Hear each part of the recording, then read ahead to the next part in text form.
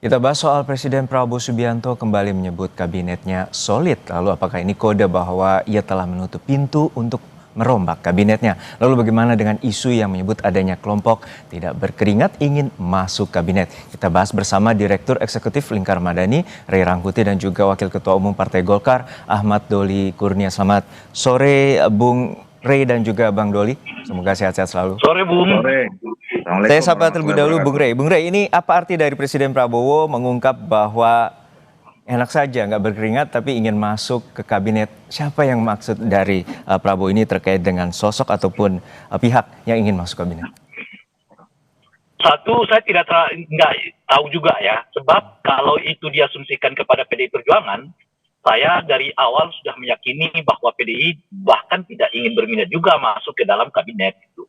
Bagi saya terlalu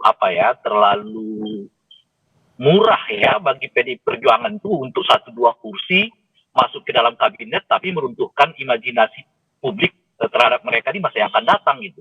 Jadi taruhannya besar, makanya sejak dari dahulu saya punya keyakinan bahwa PDI Perjuangan tidak akan masuk dalam kabinetnya Pak Prabowo, dan Pak Prabowo sendiri sudah berulang kali mengatakan bahwa ya PDI Perjuangan baguslah di luar begitu ya dan sebagainya gitu. Jadi isu soal pemberian amnesti kepada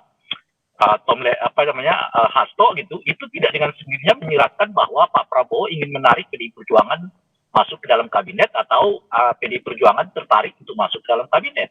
Sebab bacaan saya pemberian amnesti itu lebih upaya untuk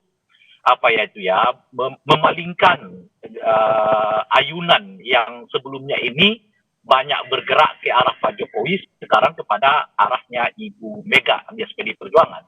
Kenapa mengayun ke sana gitu? Karena memang tantangannya yang dihadapi oleh Pak Prabowo akhir-akhir ini cukup besar sekali gitu.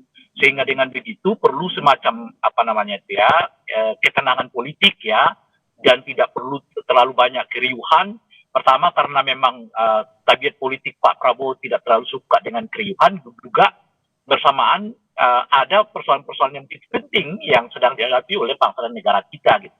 Nah berdasarkan dasar itulah saya tidak terlalu yakin sejak dari awal PDI ingin masuk ke dalam kabinet, dan Pak Prabowo juga ingin memasukkan PDI Perjuangan ke dalam kabinet gitu ya. Nah yang kedua, kalau disebut ada orang yang tidak berkeringat masuk ke kabinet gitu, nah itu kan sekarang udah terjadi. Ya, oke, kita ke Bang Doli. Bang Doli, sebenarnya seperti apa? Oke, Bung Roy. Bang Doli, sebenarnya seperti apa arahan dari Presiden Prabowo terhadap Menteri Golkar terkait dengan kesolidan kabinet dan juga kinerja dan lain sebagainya pada saat sidang paripurna kemarin? Iya, saya kira kan pesan yang disampaikan, pesan sejenis ya, yang disampaikan oleh Pak Prabowo ini kan sering kita dengar. Dan saya kira memang itu salah satu tugas pemimpin ya, bagaimana selalu ingin menjaga timnya agar tetap solid, kompak gitu, terus fokus bekerja, dan itu sudah memang harusnya seperti itu sebagai seorang presiden. Nah, termasuk juga disampaikan oleh menteri-menteri yang berada di menteri-menteri Golkar yang ada kabinet Pak Prabowo sekarang ya, bahwa baik secara terbuka seperti yang disampaikan pada rapat-rapat kabinet dan juga mungkin pada saat pertemuan rapat-rapat terbatas atau secara personal ya, supaya kita semua ini bekerja untuk rakyat, untuk kepentingan bangsa dan negara.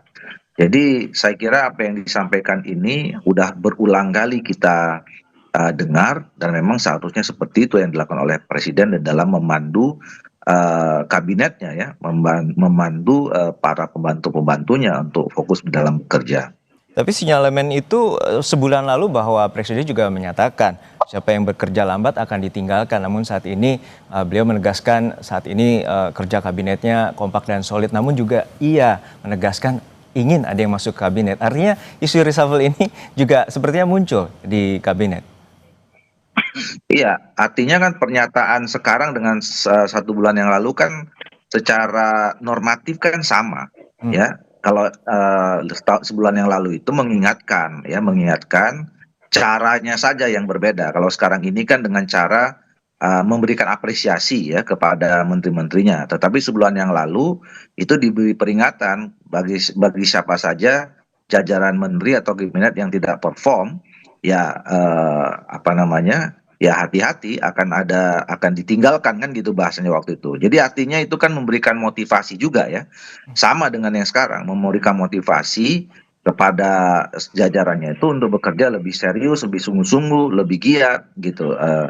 Nah, jadi apa namanya, sama saja, cuma dengan bahasa yang berbeda. Nah, soal reshuffle, saya sudah berkali-kali kami mengatakan reshuffle itu adalah hak prerogatifnya presiden.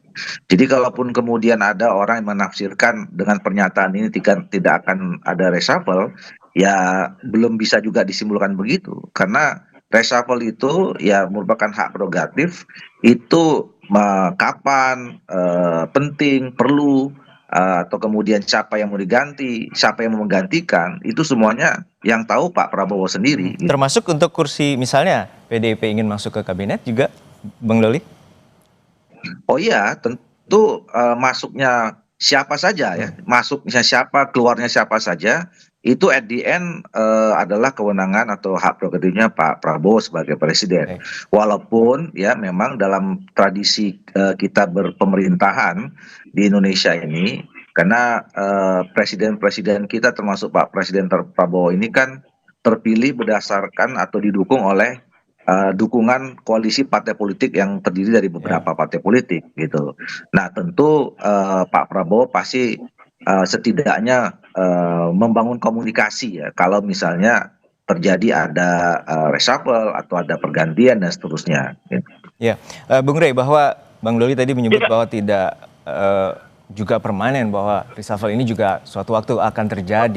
Artinya seperti apa bacaan dari Bung Rey bahwa reshuffle ini akan mengakomodir, dan juga sebelumnya Presiden Prabowo mengungkapkan akan adanya koalisi permanen juga di kabinet? Saya kira kemarin juga sudah saya sampaikan bahwa sampai tahun 2025 saya kira nggak akan ada reshuffle. Kalaupun ada reshuffle mungkin itu akan dilakukan tahun 2026 ke sana gitu. Lagi-lagi alasannya karena Pak Prabowo sedang tidak ingin membangun keributan politik. Bagaimanapun reshuffle itu sedikit banyak akan menimbulkan keriuhan ya politik gitu. Dan oleh karena itulah Pak Prabowo nampaknya akan menahan diri dulu karena kita sedang berhadapan dengan begitu banyak persoalan ya yang dihadapi, dan begitu banyak lagi juga kritik yang sedang dihadapi oleh pemerintah juga. Misalnya sekarang ini orang mengait-ngaitkannya dengan bendera One Piece kan, yang menjelaskan tingkat apa namanya itu ya kekecewaan publik terhadap tata kelola pemerintahan kita saat ini gitu. Jadi sekarang kelihatan Pak Prabowo itu mensolidkan apa namanya itu kekuatan partai politik formal gitu. Termasuk di dalamnya itu adalah PDI Perjuangan gitu. Solid dulu deh. Ini jangan kemana-mana dulu gitu. Nah, civil society-nya sedikit banyak yang berteriak sekarang kan gitu. Nah, oleh karena kelihatan apa namanya itu ya manajemen politiknya Pak Prabowo itu mensolidkan ya kekuatan-kekuatan politik formal, maka itu yang saya sebut nggak akan ada reshuffle gitu.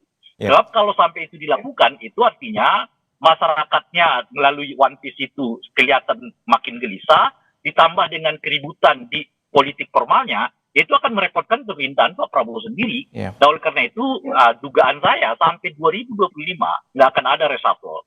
Tapi kan seperti ini Bung Rey, bahwa seperti yang Anda sampaikan tadi, ada kemungkinan Prabowo juga ingin menyeimbangkan dari faktor misalnya menteri yang sebelumnya dekat dengan pemerintahan Jokowi, dan juga saat ini kedekatan Prabowo dengan Megawati juga terlihat sejak dari peringatan Hari Pancasila, dan juga kemarin adanya pemberian amnesti kepada mantan sekjen PDIP. Artinya seperti apa ini Bung Roy terkait dengan adanya PDIP juga nantinya menjadi penyimbang dari pemerintahan?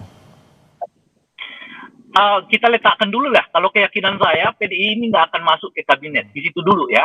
Nah, artinya tetap jadi, di luar gitu ya? Akan tetap di luar, cuma notasinya mungkin akan berubah-ubah. Kadang kenceng, kadang seperti sekarang landai gitu, dan bacaan saya sampai 2025 PDI Perjuangan kelihatannya akan landai gitu ya.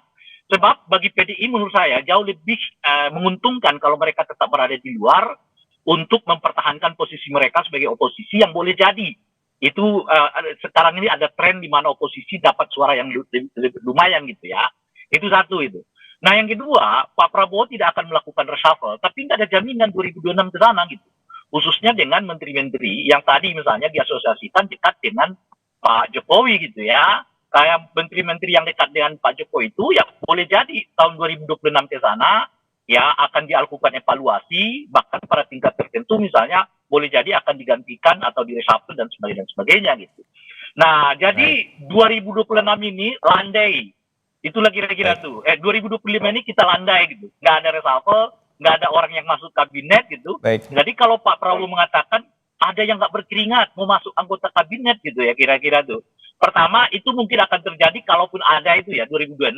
Yang kedua, lah itu kan sudah terjadi. PKB itu kan tidak berkeringat kepada Pak Prabowo, tapi diundang Pak Prabowo masuk dalam anggota kabinet. Iya, ada 3 kursi malah dari PKB. Baik, kita 3 nantikan kita kursi, terus ya.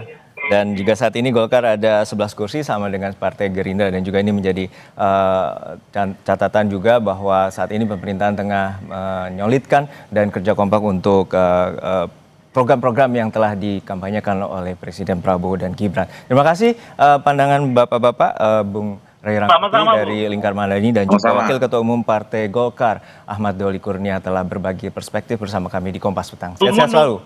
Kita nunggu Munaslup.